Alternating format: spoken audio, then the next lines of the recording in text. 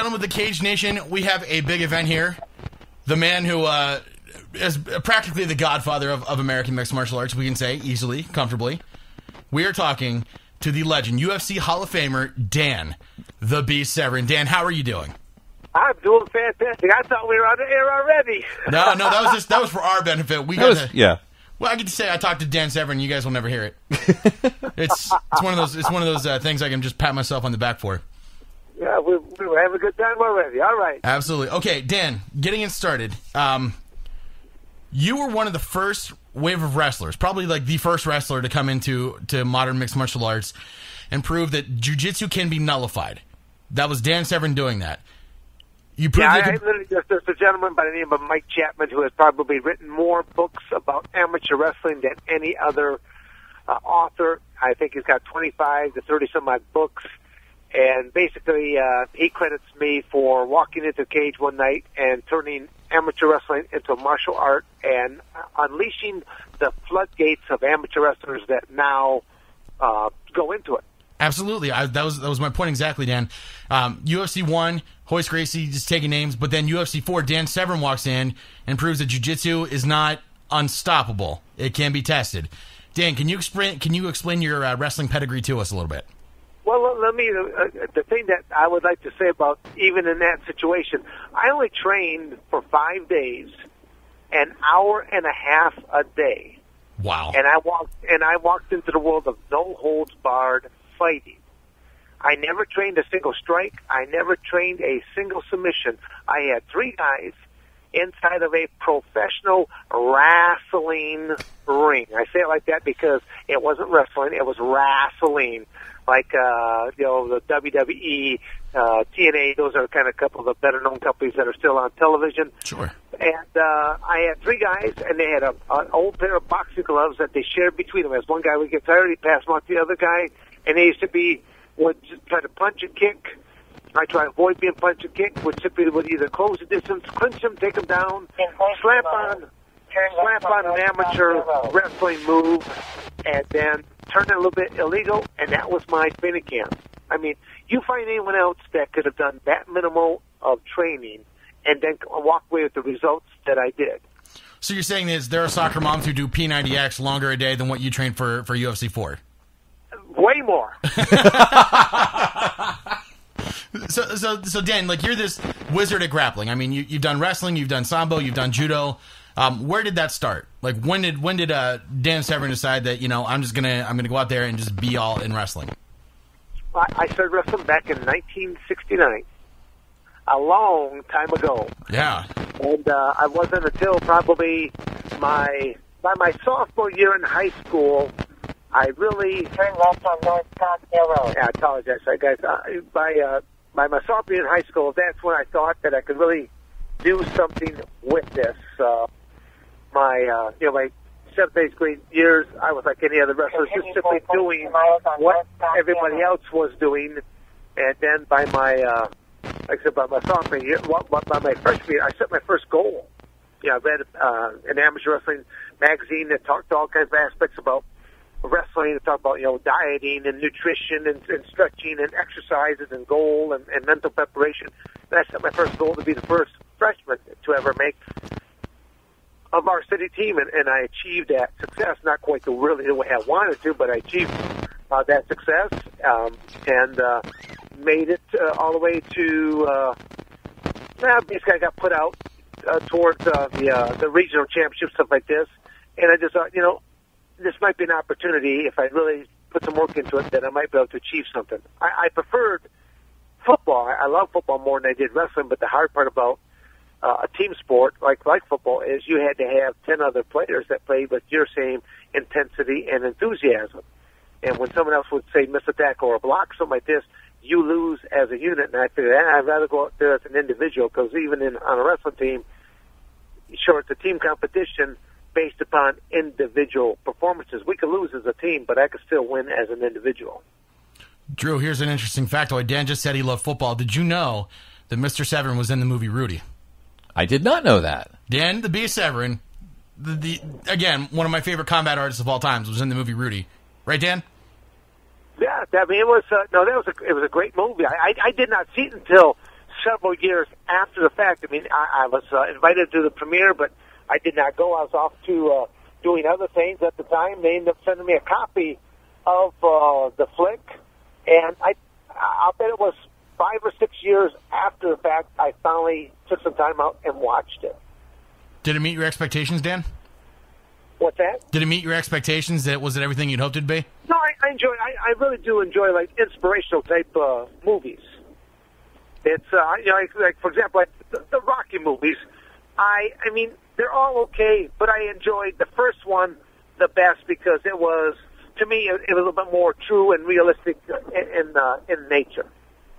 I got you, Dan. Speaking of before you get to that, I want to see Dan in Expendables 3. If they're going to do an Expendables 3, I want to see Dan Severn in it. Absolutely. Let's make that happen. Can we make that happen? I'm going to try. I'm going to pull strings. I'm going to pull whatever strings that Albert Cameron can pull. I think that Dan Severn should be in Expendables 3.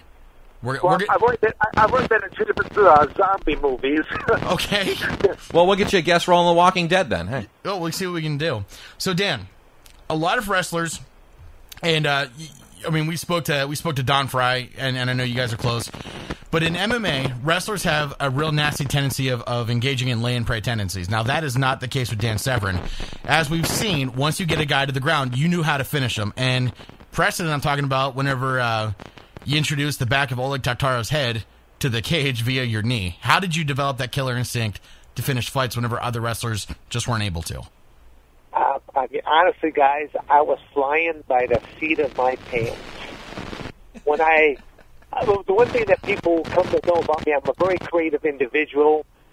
I have, for example, I'm out in the state of Arizona. I just implemented a submission grappling program at Arizona State University, and I will be doing something else at another college back in the state of Michigan, a full-fledged mixed martial arts program. And by fall of 2014, it will actually be an accredited program. So it's kind of unique, the couple things that I do, but it's because I have a degree in teaching. I've been associated with at Arizona State University. I've been associated at Michigan State University. So I mean, I have a long career of coaching the sport of wrestling, knowing how to put together lesson plans and how to in a proper type of stepping order. So I mean, it's I'm kind of getting off the tangent here right now. Anyone who really knows my whole purpose is that I have a whole slew of submission grappling techniques and finishes that nobody has ever seen before. I simply refer to them as my Heinz 57. It's just a little bit of this, a little bit of that. You know, all the fact that I've done judo, sambo, I've mixed martial arts, amateur wrestling, freestyle wrestling, Greco-Roman wrestling, and I just combine all that stuff together, and as I'm out there, I mean, I simply just know that the body only bends so many different ways, and I'm pretty creative. Now, Dan, you pioneered a lot of early MMA as we know it, even in the Pride organization. How did competing in Japan compare to the United States, and which one did you prefer? Well, honestly, being in Japan, there was just a greater acceptance of both the mixing of the martial arts, so the pugilistic arts, and even professional wrestling. And I always said if I wanted to really pursue a professional wrestling career, I would have stayed in a country like Japan because they just appreciate it more for the art form of what it is. Right. You know, but those were some of the most incredible crowds I ever walked out in front of. And in fact, I think the biggest crowd I ever was out in front of was a professional crowd there. And I think it was over 60,000 people in a baseball stadium of all things. Wow. Nice. Wow.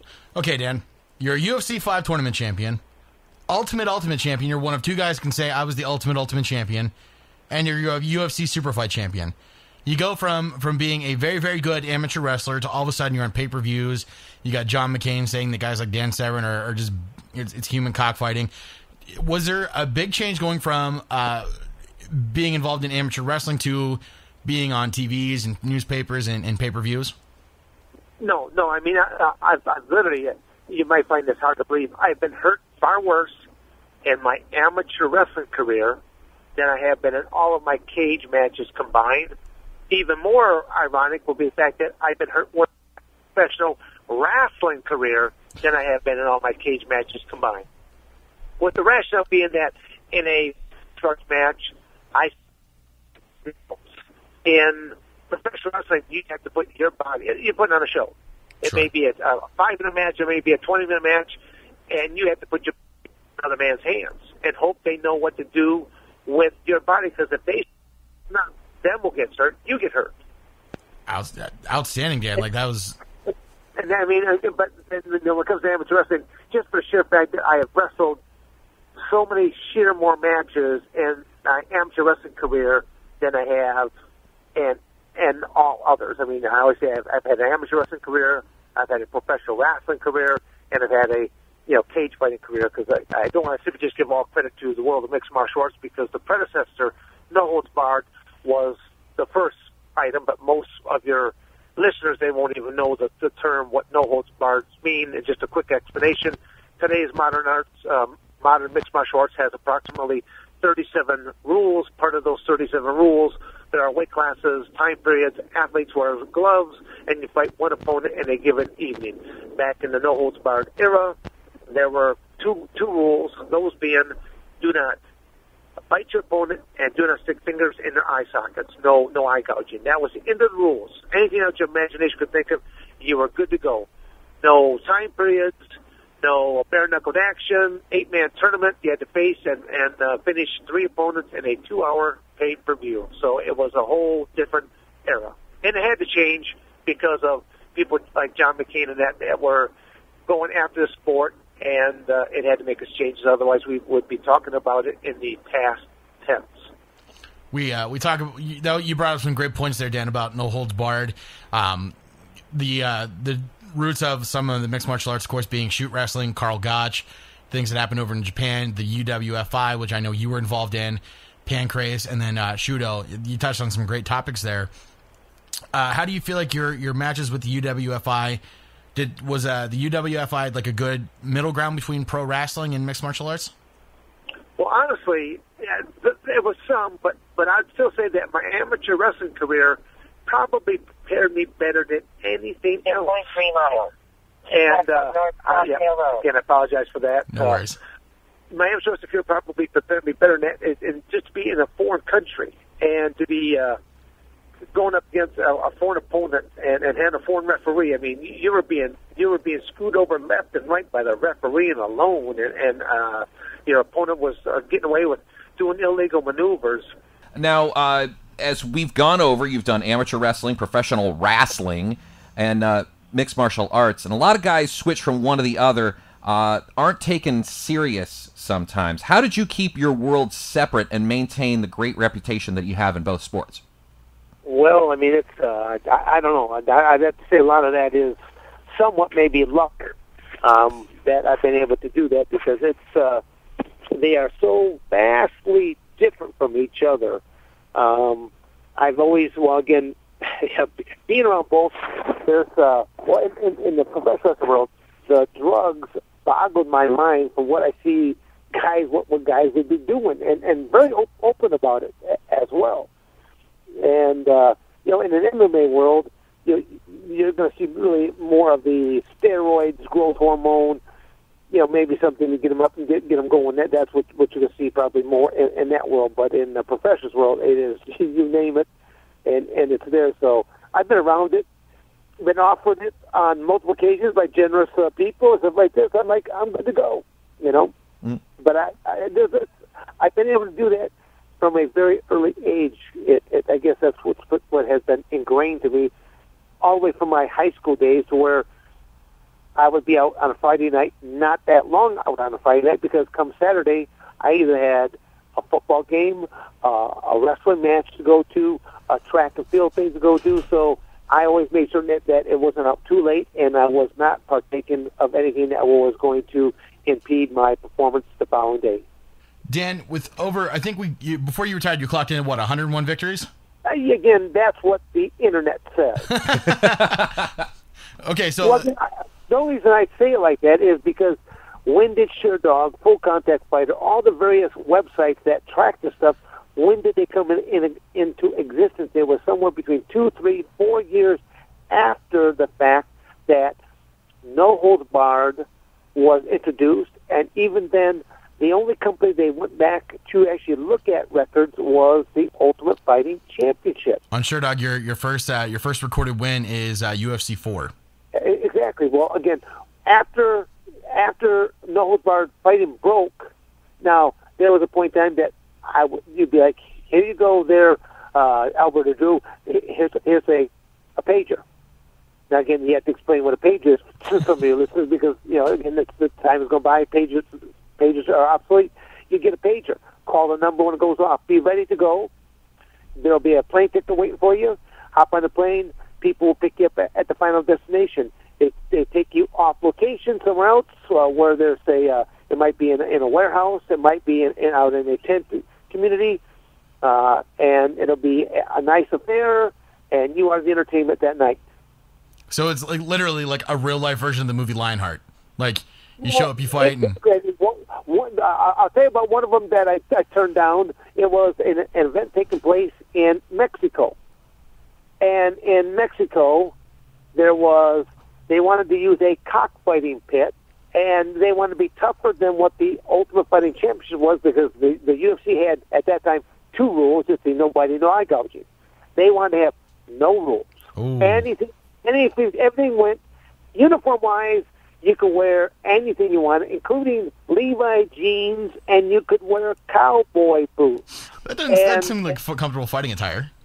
Well, again, but think about being kicked with a pointed cowboy boot. You got a point. Yeah, and okay, now they wanted to start off with roosters, progress to dogs, and then main event it with human beings, all in the same pit. Now, that was one of them that I turned down because I kept thinking, even if I should win, will I ever make it out of that arena or out of that country alive? Exactly.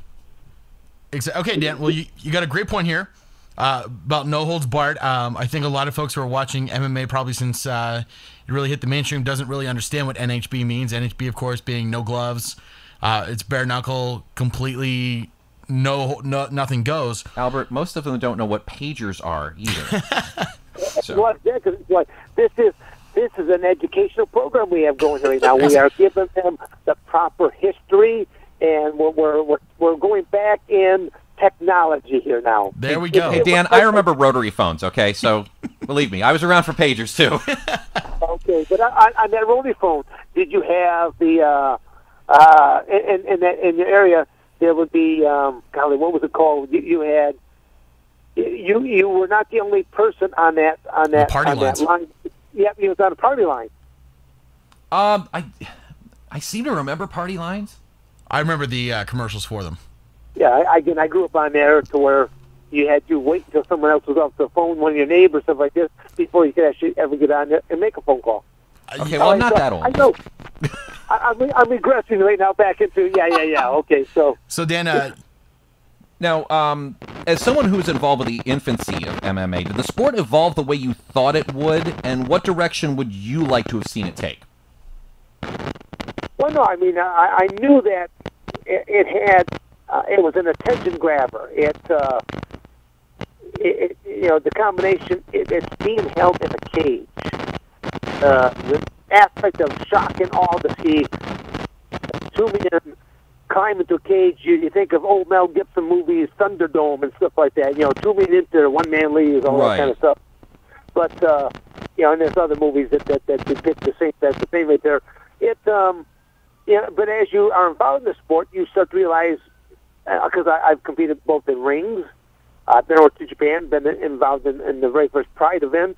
And then to realize that a cage is actually better for the athletes. It's a safer environment than a ring. Rings have always been accepted because of boxing and kickboxing and things of that nature. So that's been an accepted competition vehicle to utilize. Dan, I think probably one of the biggest things to come out of combat sports in this past year was the IOC trying to take wrestling's rightful spot from it at the 2020 Olympics. I know we all lost our minds about it, and a lot of big MMA personalities have. But with you being as a prolific and such an accomplished wrestler, when you heard that news, Dan, what was your initial reaction? Well, to me, it's like, why call it the Olympic Games anymore? Because there's only two original Olympic sports. The two original Olympic sports was wrestling and some type of a track and field event.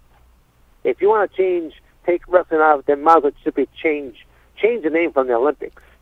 It's when we'll probably stir the pot up here with the little things I'm about to say that, but when you allow sports such as synchronized swimming, and you've got badminton and ping pong and equestrian. Equestrian is not even one athlete versus another athlete. It's teams on horses, and if you have a better horse, so be it. To me, it's like when you allow these kind of things to take place, and you want to take away, one of man's oldest sports. That's mind-boggling to me. Absolutely. Well, just so that everyone, all the listeners on CageNationTV.com and Dan, so we're in a studio and there's a lot of fire trucks going by. We're not sitting in the middle of a ghetto, I promise you that. And our building is not on fire, not that we know of. Yeah, I mean, it's a hot interview to talk to Dan Severn, but as far as we know, the building's not on fire, so there was some sirens went by. Okay, now you've announced your retirement as such an active competitor. Was it hard to hang up the gloves? Well, again, I said I retired, but if there were three men that would rise to the occasion, I would come back out of retirement for at least one of those three, or all of those three. Now, Dan, I'm going to be a little nosy here. Can you tell us who maybe those three are? Sure, right in order. It would be Mark Coleman, Ken Shamrock, and Hoist Gracie. Oh, that would be. I would love to see any of those fights. I don't have a lot of losses, and I have I've got a couple losses there and some split matches, and to me it's like, are they marketable? Yeah, they're all marketable, but I wouldn't make it my main event by any means, because you got to look at how old everybody is nowadays. It's a geriatrics match at best, but is it marketable? Yes, it is. The way I figured is if Yama pit fighting is going on and like they're getting all these legends fighting. Oleg Taktarov, I'm glad he was competing, but I mean I would pay good money to see a Dan Severn versus a Mark Coleman or a Ken Shamrock Dan Severn rubber match. I would pay good money. I'd put it on in my living room. I'd make everybody sandwiches. I mean, that's just how big of a fan I am. I mean, there wouldn't be a cockfighting ring, but I mean, there would certainly be sandwiches. Now, Dan. Sandwiches? I'd go full-scale barbecue, my friend. Dan Severn, I totally would. Severn? Now, speaking of you would rematch against Hoist Gracie. I think one of the funniest, most poignant interview things I've ever heard from Dan Severn is Hoist Gracie had you in the guard. You had him up against the cage. You locked eyes with Haley Gracie, and you had a very specific thought. Could you share that thought with us, Dan? Well, yeah. I mean, I've repeated that so many times. I mean, the reality is, I think as I was saying earlier that, I only trained 5 days, an hour and a half a day, and I walked into the world of no-holds-barred fighting. I did not train a single submission. I did not train a single strike, and I did just fine in the world of no-holds-barred. Nobody else could have done, I think, what I did and had the success ratio I had. Now, in my final match with Hoist, everything was going the way they should have been going for me. I ended up taking him down. I could care less if he felt like he had me in his guard position. To me, it's like, as a wrestler, I'd rather be on top, raining down, as opposed to be on bottom and trying to rain back on up. As what primitive type of submissions that I did train were not being effective on Hoist, it started to enter my mind that, hey, I think I'm going to have to hit this guy. Right. But I had to think about it because I had never trained it before, and I was going against 26 years of rules and regulation and sportsmanlike conduct. When I make the statement that I struggled more with my conscience than I ever did with an opponent, that's a hardcore fact type of situation right there. Did I tap out? Sure, I tapped out. Well, again, looking back up, as I'm looking, again, old cliche, they say the windows to a man's soul is through his eyes, and I'm basically staring right through Hoist's soul, and I could read exactly what's going through his mind as he's looking over his dad. what I mean too is like, I'm hanging in there, Dad, but if you were to throw in that towel, I wouldn't hold it against you. Right. So then when my eyes go from Hoist's eyes, I look over to Helios. He's standing outside the cage. He's got the towel in his hands. And he looks at me, and he just shakes his head. He brings the towel up. It crosses his arm like, no way. And I'm thinking to myself, you old bastard. You would let me kill your kid out here for Gracie Jiu-Jitsu, wouldn't you? So in my mind, I'm thinking, nobody knows that Dan Severn is out here tonight, because I didn't tell a single family member. And so I always tell people, sure, I tapped out. Did I tap out because someone else beat me, or did I tap out because I was unwilling to do what I had to do that night? Only one person knows the truth, that being me. Would I like to have a rematch? You betcha. Well, and I would bet the farm on me. Well, I mean, let's think about the history. I mean, there's like a handful of competitors that competed from like UFC 1 to UFC, let's say 8. And I don't think any of them were as prolific as what Dan Severn was. I mean, over 100 victories. I mean, Ken can't say that. Hoist certainly can't say that.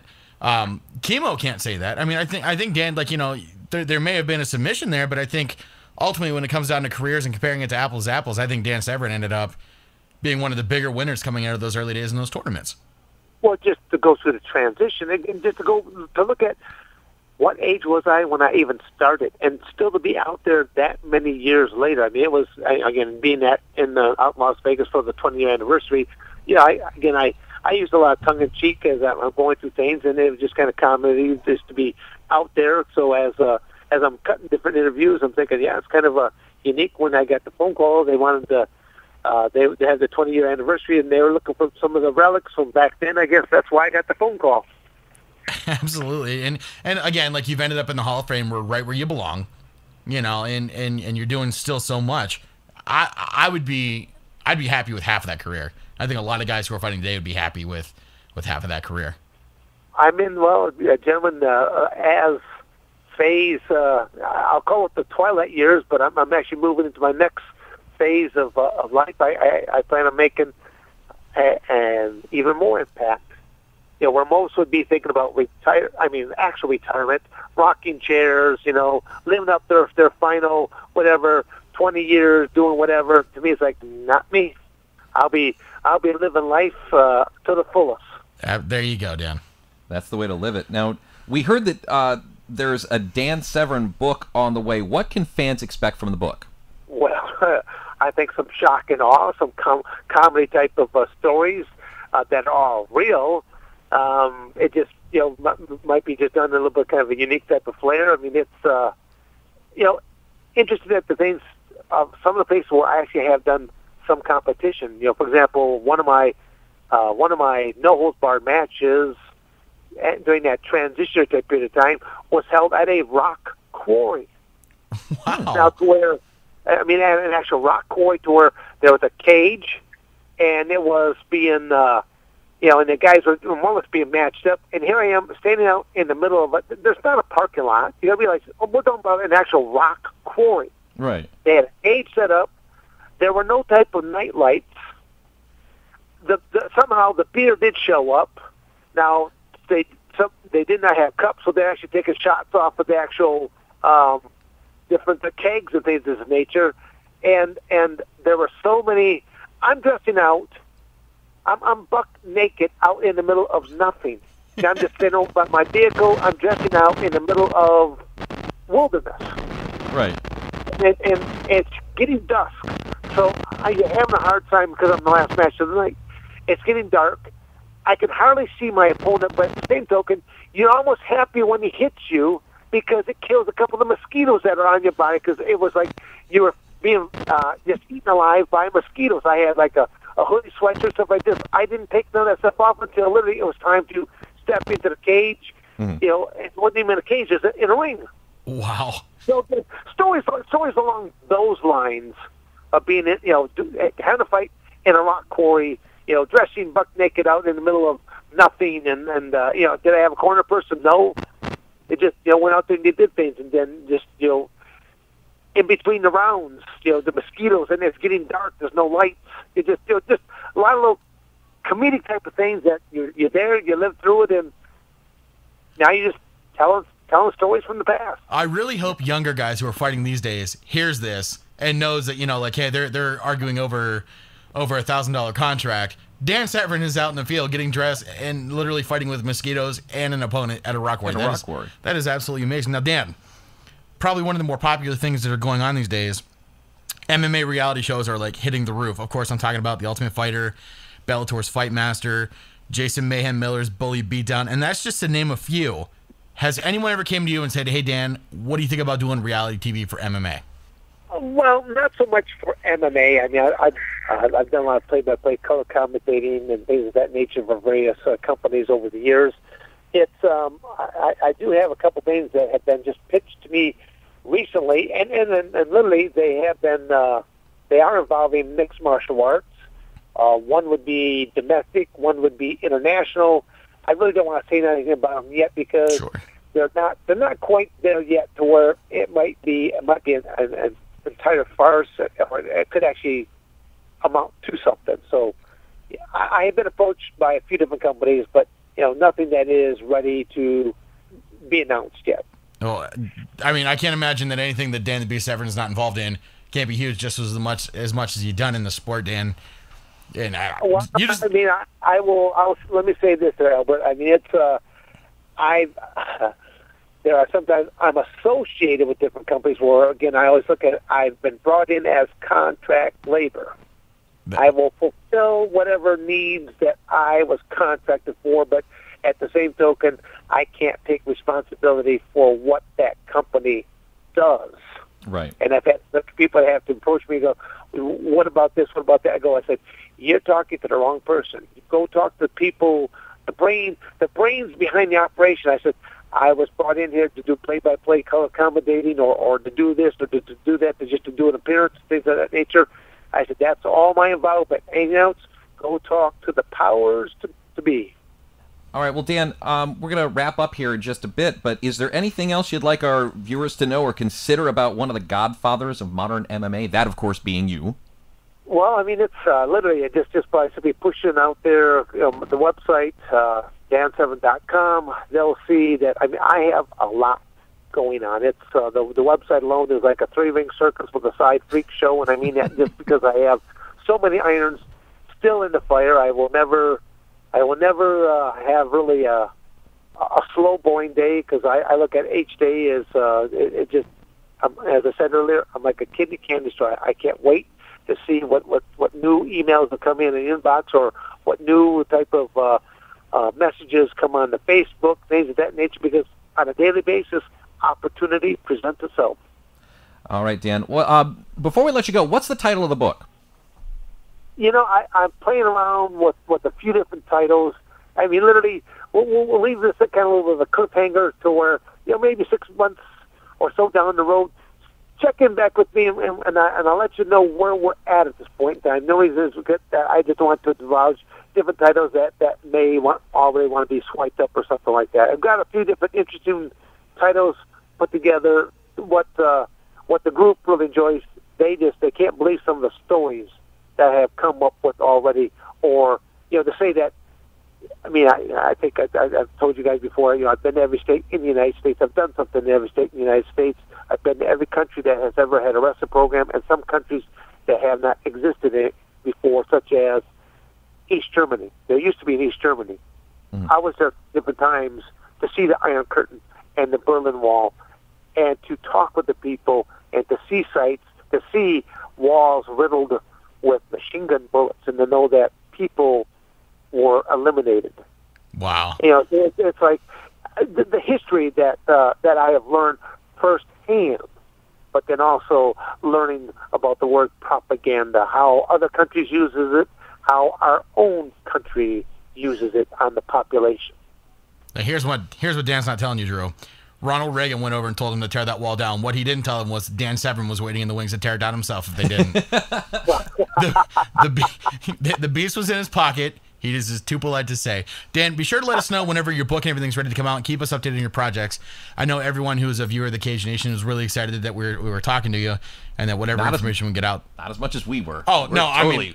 I mean, I'm going to walk around for another month being like, hey, do you know that I talked to Dan Severn and you didn't? you get to no, listen. guys, like I said, I hope you guys enjoyed this, and like I said, Albert and Drew, I mean, please, touch base with me 6 months or so down the road. I can let you know what I have going on because, I mean, I'm bouncing between Michigan and Arizona programs at 2 different colleges, one that is going right now, one that I hope to be implementing here in January, and I'd like to kind of give you a little bit of an update on those at that time.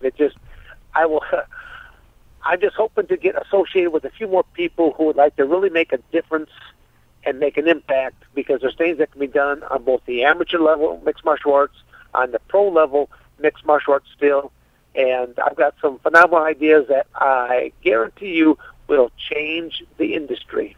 Nice. Well, hey, Dan, of course, if you're over in the State College area, look us up. We'll be glad to have a beer with you or whatever. What area? The State College, so like the Penn State area, Dan. So if you're ever just letting you guys know that I will be traveling from Michigan to Atlantic City towards the end of January, so I will be heading in that direction. So if we can get something set up in that area there, I'll make a stop along the way. Drew, save your money. We're going gambling. You got it. All right. Ladies and gentlemen of the Cage Nation, we're talking to Dan the Beast Severn. Dan, thank you so much for your time. This has been fantastic, probably one of the biggest moments I think we've been involved in. Dan, thank you so much. Thank you so much, Dan. Well, Albert, Drew, thank you for having me on, and look forward to the further installment. All right, Dan, we'll talk to you again real soon. Thank you so much. You have a great day.